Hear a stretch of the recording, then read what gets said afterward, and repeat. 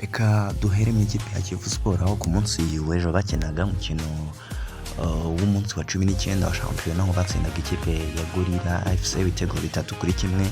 Ni ibitego byatsinzwe n'abasore bagizwemo icyo nakwita nk'imbaraga ndetse no kudacika intege, kuko Gorilla FC niyo kipe yari yababanje igitego nyuma baza kuva inyuma mu buryo wenda butagiye bwumvikanwa n'abantu benshi, nk'umutoza Alain Kirasa muza amagambo yagiye atangaza avuga ko ngo atazi ibyabaye, ariko amanota 3 yari yabonetseyo. Uwitwa Ndorimana Jean François Regis rero uzwi nka General yavuganye n'itangazamakuru ababwira byinshi, avuga yuko akuriye komite ishinzwe ubutabazi ishinzwe gufasha Kiyovu Sport kutamanuka, ariko yavuze ibintu byinshi cyane avuga yuko ubuyobozi bwari buriho ku ikipe bwaragaragaje imbaraga nkeya kugeza n'aho ikipe yenze kumanuka. Yanashyize umucyo ku bibazo by'umutoza Romami Marcel wari umaze iminsi vuga ko yahagaritswe. Romami Marcel rero ngo yavuze yuko ngo bari barasinyanye yuko natsindwa imikino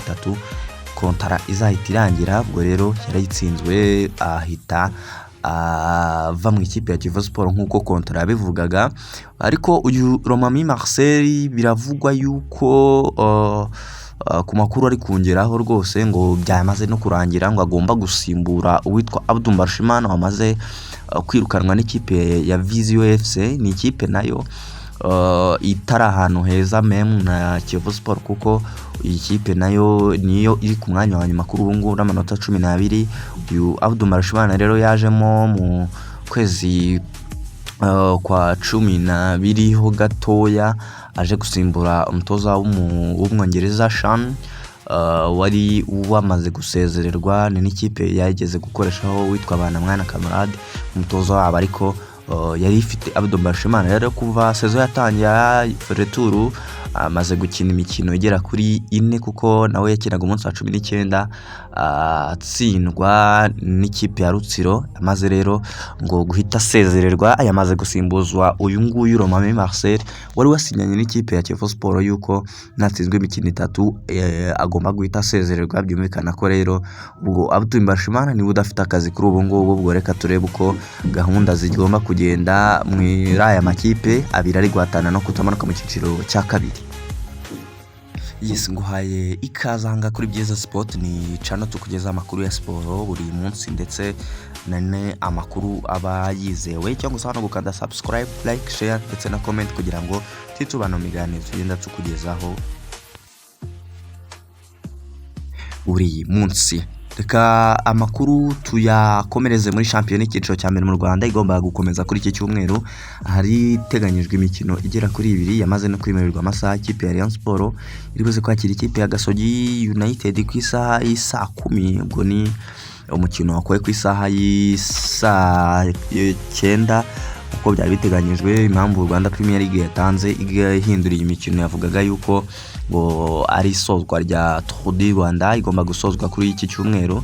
ubwo ikipe ya APR nayo iribuze gusura ikipe ya Police ku isaha y'isa 1. ni mukino wakoye ku isaha y'isa 12. Ikipe ya Rayon Sport rero ni ikipe muri iyi minsi ifite ibibazo by'abakinnyi, kuko muribuka ko mu minsi ishize bakinnyi badafite uwitwa Yusuf Dianye, badafite Fitina Ombolenga, badafite uwitwa Suleiman Dafe ndetse na Muhire Keve, ko tutibagiwe na rutahizamu wabo Fari Nganje wamaze kuvunika igihe kingana na sezo yose. ni ikipe rero igomba gushaka ukuntu yakwirwana ikabona amanota mu nkundura ndetse n'urugendo irimo rwo gushaka igikombe cya shampiyona. umukino rero igomba gukina n'ikipe ya Gasogi. ni umukino utari buze kuborohera kubera ko Gasogi ni ikipe imenyereye nayo kubatsinda, kuko mu mikino 5 iheruka guhuza aya makipe yombi hagati y'ikipe ya Rayon Sport na Gasogi, ikipe ya Rayon Sport yatsinze 3 mu gihe Gasogi yatsinze 2. byumvikanisha yuko ikipe ya Gasogi nayo ni ikipe ijya yubahuka ikipe ya Rayon Sport. ubwo nibyo tuza kwitega tukareba uko biri buze kuba birangira. ku isaha y'isa 1 rero nk'uko nari nabikubwiye, ikipe APR iribuze kuba yisura ikipe ya Police. ni match ya derby y'umutekano, ni match iba ikomeye cyane kubera ko ni amakipe yose ategwa inkunga n'ibigo ariko bicunga umutekano w'abaturage ndetse n'uw'igihugu muri rusange. Ikipe ya APR rero mu nkundura nayo irimo yo kwirukanka ku ikipe ya Rayon Sports ireba ko yakuramo amanota, ni icyo nakwita nk'umusozi wo kurira ikipe ya Polisi.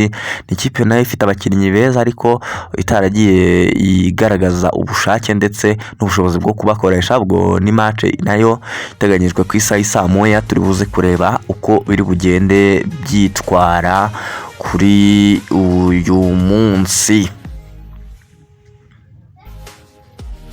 Reka dusoreze muri Tour du Rwanda, ni Tour 2025 kabiri n'igice kimwe, bari gukina edisiyo ya 17 ariko ubu ngubu bari kuri kabiri n'igice kimwe.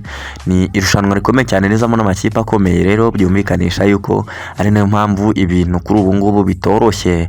Ni irushanwa rero rigomba kuza gusozwa kuri iki cyumweru hakinwa etape ya Kigali. Ni etape izenguruka bimwe mu bice by'umujyi wa Kigali. Icyo nakubwira ni uko ku rutonde rusange umukinnyi w'umufaransa witwa Fabien Dubin ariwe wambaye mayo jaune, umukinnyi wa Total Energy, amaze gukoresha amasaha 19 minota 35 ndetse n'amasegonda 12, akarusha Enoch Muruburhan umunya Eritrea ukina no mu ikipe ya Eritrea amasegonda 6, ndetse na Oliver Mathius ufite amasegonda 11, arushwa umunyarwanda uza hafi ni Masengesho Vainqueur uri ku mwanya wa 7 arushwa amasegonda 15.